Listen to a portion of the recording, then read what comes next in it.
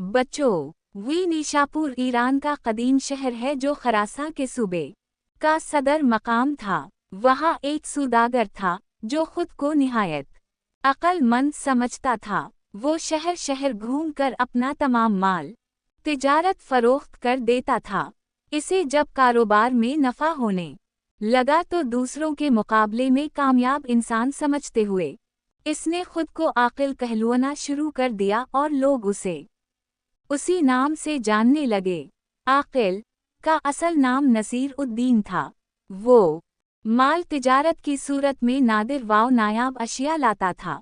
देखने वाले इन चीज़ों को देखकर हैरान रह जाते, मुंह मांगे दाम देकर खरीद लेते थे। एक दिन वो बाजार में बैठा अपने दोस्त से बातें कर रहा था। एक चड़ी मार उसके करीब से गुजरा जो गा रहा था, सोने की चिड़िया, जादू की पुड़िया, बजता है घंटा, देती है अंडा। उसने जो ये सुना तो अपने दोस्त से रुखसत हुआ और चड़ी मार के पीछे चल दिया। चड़ी मार के पास सब पिंजरे खाली थे, बस एक पिंजरे में खाकी रंग की चिड़िया अपने पर फड़फड़ा रही थी।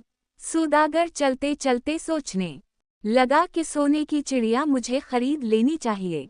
अगर ये वाकई सोने का अंडा देती है तो फिर मुझे इतनी मेहनत नहीं करना पड़ेगी। इसे ख्याल आया, बचपन में इसकी दादी उसकी माँ को मैके जाने पर कहा करती थीं, तुम क्या सोने की चिड़िया हो जो मैके चली गईं तो मेरा बेटा गरीब हो जाएगा।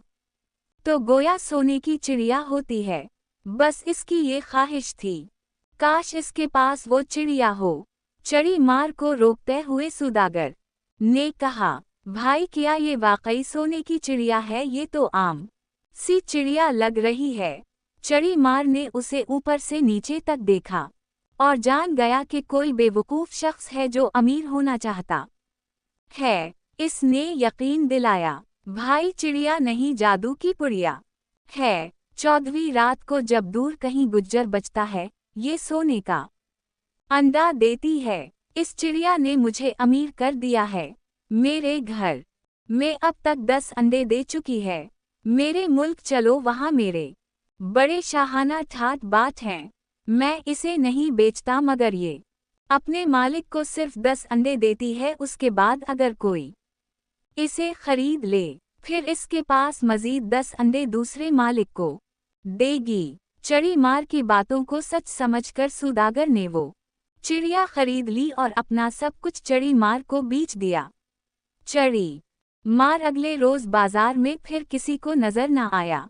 सारा माल वाव दौलत घर बार एक चिड़िया के एवज चड़ी मार को फरोख्त करके सौदागर चिड़िया के पिंजरे के साथ एक झोपड़ी में रहने लगा। दोस्तों ने उसे बहुत समझाया कि उसने घाटे का सौदा किया है और धोखा खाया है, मगर सौदागर का कहना था वो बहुत समझदार है, वो कभी घाटे का सौदा नहीं करता।